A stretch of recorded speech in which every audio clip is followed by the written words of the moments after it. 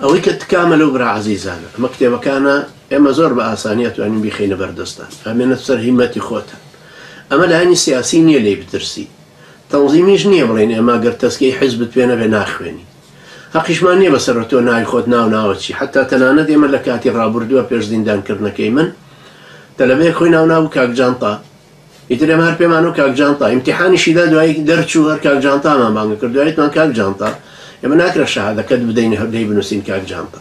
ناوێکمان بدرێ ئەو ناوت بۆ بنووسین اینجا ئێمە مهم نییە بەلامانە تۆ ناوی ئەسڵی خۆتە دەی یان ناوی جواز سەفەرەکە دەدەی کە لێرە خۆت تەسلیم کردو لە وڵاتانە یان ناوێکی تەزویر دروستەکە یان ناوێکی تر بەڵام ناوێک نەبێ خۆت پێوەی مبتەلا ببی تۆم شادەی وەرەگری ئێمە نازانی داهاتوو چۆنە خی گەورە کارت ئاسانەکەوەچی بۆ سوودان بۆ مۆریتانیا بۆ میسر بۆ پاکستان ئەم شهادەیەت پێڵی کاکە من ئەمانەم خوێندووە ئەمە شهادەکەمە ئەو کاتە ئەوان تەفسیلێک لەسەر زانکۆکەی ئێمە ئەزان و ئەزان مادەکان چۆن و چۆن وتراوەتە و ئیمتیحان چۆن بووە یاعترافێکی مەبدەئی بە شەهادەکە دەکەن بەڵام کە سەیرەکەن تۆ ناوەکرد لێرە ناوی سولاسی شتێکە لێرە کاک جانتایت و لەوێ کاک حەسەن مەحموودی طبعاً ئەو کاتە اعتراف بەوە ناکەن کە ئەو شەهادەی خۆت لەبەرەوە محاولەی ئەوەش بکە دوایی على الأقل لە شەهادە وەرگرتنەکەتە ناوە ئەسڵەکەت بزانین و بۆ ئەوەی ئەو بخەینە سەر شەهادەکە بڕوانامە وەرەگری یەکەم جار دوای کە ئیمتیحانەکانە دەی لە ١٧ ئەمەی کە باسم کرد جارە منهەجەکەیە ئەمما شێوەی ئیمتیحان و چۆنێتی بەشداربوون جارە تۆ سەعیان تیا بکە ساڵانە 2 جار ئیمتیحانە درێ ڕائگەێنرێ لە فەیسبوک و لە زادی ڕێمان و لە سایتەکان و لەوانەوە بڵاوەکرێتەوە کە کەی وەختی ئیمتیحانە یعنی بۆ نمونە ئەڵەم جارێ بۆ نمونە 29 ئیمتیحانێک بێ یان مانگی حەودیەکی حەوت بڵێن ئیمتیحانێکە ئەو کاتە ئەو کەسانی کە ئامادە بوون لە مەدای 6 مانگی ڕابردوو یا ساڵی ڕابردوو ئامادەن بۆی ئیمتیحانەکە بدەن کە دێی نامەیە گەنێری بۆ زادی ڕێمان کۆد وەرەگری ئەم کۆدت کە وەرەگر جاران وابوو ئەم کۆدت کە وەرەگرە تویتە جامعای ئەمستەردام چونکە ئێمەش بە ڕەسمی لە جامعاتی دەولیە ناونووسمان کردو بە کۆدەکە چیتە جامعای ئەمستەردامە چیتە ئەم خانەیە ئەم مادەیەش کە ئیمتیحانەکەی تیا دەی بۆ نمونە تۆ ئیمتیحانەکەت لە چەمکانێکایە یان لە عەقیدەکەیە بۆ دیاریکراوە 40 دقا بێم ئەم وەڵامە بدەیتەوە ئیتر مەجالی ئەوە نییە تۆ کتێبەکە بکەیتەوە زانی جوابەکەی لێ دەروێنی چونکە ئەو خۆی ئەو جامعانەش ئەو ئیمتیحانانە ئێستا واکەن یەکێ بینی لە ئەمستەردامە بەڵام یەکێک ئیمتیحانەکە لە شیمالی نەرویجە دوایی بە سکایپ لەگەڵ یادوێ بۆی بزانێ هەر هەمان کەسەکە و شادەی وەرگرتو مەرحەلەی یەکەم ئەوەیە کە تۆ بە کۆدەکە ئەچیتە ژوور و بۆم جامعەیە ئەو کاتی دەست پێەکەی بسم الله وەڵامە دەیتەوە لەسەرت حساب بە پرسیارەکانت کردوتەوە زانیت پرسیارەکان چییە ئیتر جواب دەیتەوە جوابەکان بە شێوەیەکی گشتیان اختیارە سێ اختیارە دەدات یەکێ لەمانە هەڵبژێریان دوانی ئاڵێن بۆ شای بە کەلیمە پڕکەرەوە یان شتێکی لەو بابەتانە تەفسیلاتی دوایتر ئەزانی کە چلەقەکەت تەواو بوو ئیمتیحانەکە دەوەستێ ئیتر کۆدەکەشت دەور نابینێ بچیتەوە ناوی تازەی تر جارێکەکە بۆ ناکرێتەوە وەکو ئیجازەی سیاقە وایە ئەو کاتە ڕەنگە هەرەو کاتە خۆی بزانی نەتیجەکەشت چەندت وەرگرتووە و دواییش لە بڕوانامەکەی هەموویت بە لیستە بۆ نووسین و کە چەندت وەرگرتووە بڕوانامەکە وەرەگری بەلاتەوە مهم نەبێ شەهادەکە چونکە ئێمە شادی دنیایی نادەی ئێمە مانوێت تۆ لە دوای 3 ساڵ هەست پێ بکەی کە فعلەن تۆ بووی بە چالاکوانێکی ئیسلامی داعیەکی مسلمانی و تۆ 40 کتێبت خوێندووە شارەزای ئەم معلومات و زانیاریانە بووی کە لەم کتێبانەیە هەن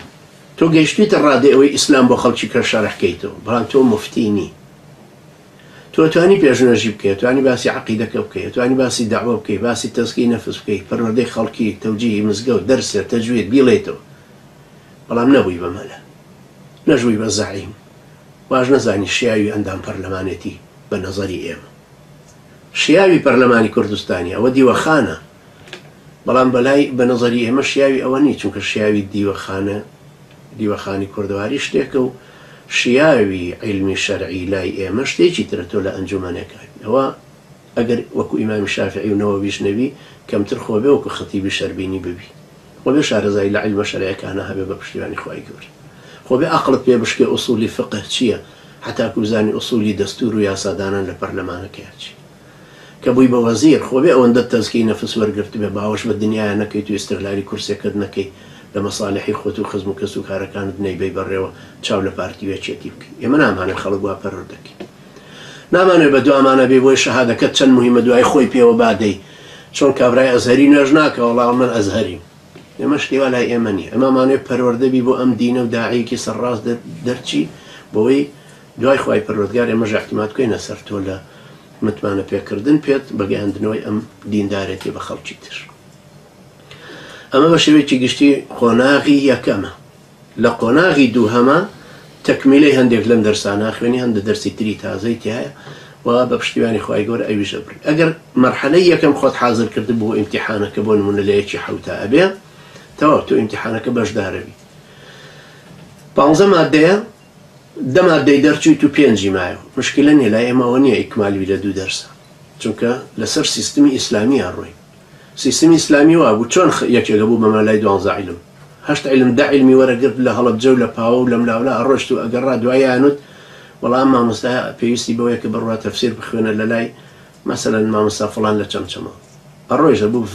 بە فەقێ لەوێ. دوای ساڵێک ئەوە شیە خوێن تەفسیری بەیضاویە خوێند و دوایی باوەڕیان پێکرد کە ئەتوانێت لە تەفسیری بەیضاویە شەرحکە. ئاوا بوو بە 12 مەلاو هەمامەکەیان ئەکردە سەری. لای ئێمەش وایە 10 مادەت بڕیوە 5 مادەکەی ترت ماوەتەوە. تەنانەت مەناعەتمان نیە هەندێک مادە هەیە لەسەر دەمێنەوە چیتە پۆلی 2. ئەوانەی پۆلی 2ش ئیمتیحان بدە، بەڵام هی پۆلی 1 پێویستە هەڵگریتەوە ناچیتە پۆلی 3 ئەگەر هەمووشیان دەرچووبی هەتاوەکو تەکمیلەی هەمووی نەکەی، واتە هی پۆلی یەکەم نەکەی. بەهەرحاڵ سیستمێکە خۆی ئینشاڵڵا بۆ زیاتر لەسەری خوێندنەوە من هەر بە تەشجیعکردنێکتان بووە هیواداریشم ئەو برا بەڕێزانە هیچ حجەیەکتان نییە لە هەر شوێنێک کە هەی، لە گوندێکی لە سوورداش یا لە گوندێکی لە کفری، لە پێنجێنەژی یا لە حجێل، لە کەرکووکی یان لە باڵەکایەتی، لە ناو شاری سلێمانیت یان لە ناو هەولێر عیلمی شەرعی و پێت گەیشت و سایتێکە ئیکەیتەوە کتێبەکاندا ئەبەزێنی تو ئەیخوێنی خۆ دەیخوێنی. دوای ئیمتیحاندانەکە ژەرچێکی ئەوەندە قورس نییە، مخابراتێ بەسەرتەوە ڕانەوەساوە بتگرن لەسەرەوەیکەوە دەرسی شەرعیە خوێنی. هەر وەختە لێیان پرسی کتێبەکانیان بدەن، هەر مخابراتێ هی ئەوروپی بە یا کوردستانی کە لێیان پرسی بڵێ ئەمە کتێبەکانە هەمووی نسخەیەکیشە دەم بۆ ئێوە ئەمە کە ئەیخوێنم و ئیمتیحانیشی تیادە منەمێ شارەزای شەرعەکە ببم ئەم کتێبان ناخوێن. حەقم بەسەر ئەم هەموو گەندەڵیەوە نییە، گەندەڵی فکر و عەقیدە کە دروستان کردو پێش گەندەڵی فکر و سیاسەت. هەرحاڵ خوای گەورە ئێمەش ئێوەش سەلامەت سەرکەوتووکە هیوادارم لە یەک کاتا دەست بدەنە ئەم خوێندنە و لەگەڵیشتانە ئەمێنمەوە لە خزمەتتانە بم ئەو کتێبانی کە تەکمیلە نەبوون خەریکە تەواویانەکەین. زانستی شەرعەکە تەواو بووە داننراوە جارە، بەڵام ئینشاءڵڵا هەر ئەتوانین بەردەوام بە PDF بۆتان بنێرین هەر کەسێک داوای کە ئەتوانێت. پاشان دایە بەزێنین کە کردەی لەسەرەکەی تر دێتە کۆمپیوتەرەکەت و خۆدەی خوێنی داونلۆدیەکەی و هەروەها کتێبی عەرەبیەکە هێشتا تۆزێکی ماوە کەمێکی ئینشاءڵڵا ویش تەواوە بێ بە پشتیوانی خوا تەواوی تر تۆ خۆت ئامادەکەی بۆ ئیمتیحانی داهاتوو. پەلەمەکە کتێبەکان باش بخوێنە و ئەمە مەرحەلەی یەکەمی خوێندنێکە ئەگەر خوا فرسەت بدا سێم قۆناغی پۆلیەکە خوێنی، دوای 2 پەیمانگای ئیبن تەیمیە خوێنی، دوای 2 ساڵی ترە خوێنی کە یەکێکیان تەبەحوری پێڵێن دەریاوانێتیە، شارەزابوونێکی تەواوە لەوە بۆ نمونەکە تۆ بتێ ببێ بە مەلا دوایەوەی ئەم 3 پۆلەت خوێند 2 پۆلی مەعهەد ئیمامی ئیبن تەیمیەشت تەواو کرد، ساڵێکی دەریاوانیەکەشت خوێند بۆ نمونە فقهی ئیمامی شافعیە خوێنی، فقهی مقارنە خوێنی، فقه هەموویە خوێنی بۆ نمونە لەو کتێبانەی کە نووسیومانە فقهەکە هەموویە خوێنی، فقهی مقارنە خوێنی، ئوسولی فقه خوێنی، قەواعیدی فقهیە خوێنی، تاریخی فقه خوێنی، دەستگاکانی فقه لەم سەردەمەیە و دەستگاکانی فتوا ئەخوێنی، چۆنیەتی فتوا دەرکردن و ئادابی فتوا ئەخوێنی، موفتیە گەورەکانە خوێنی لە تاریخ ئیمام پێشەوە بەڕێزەکان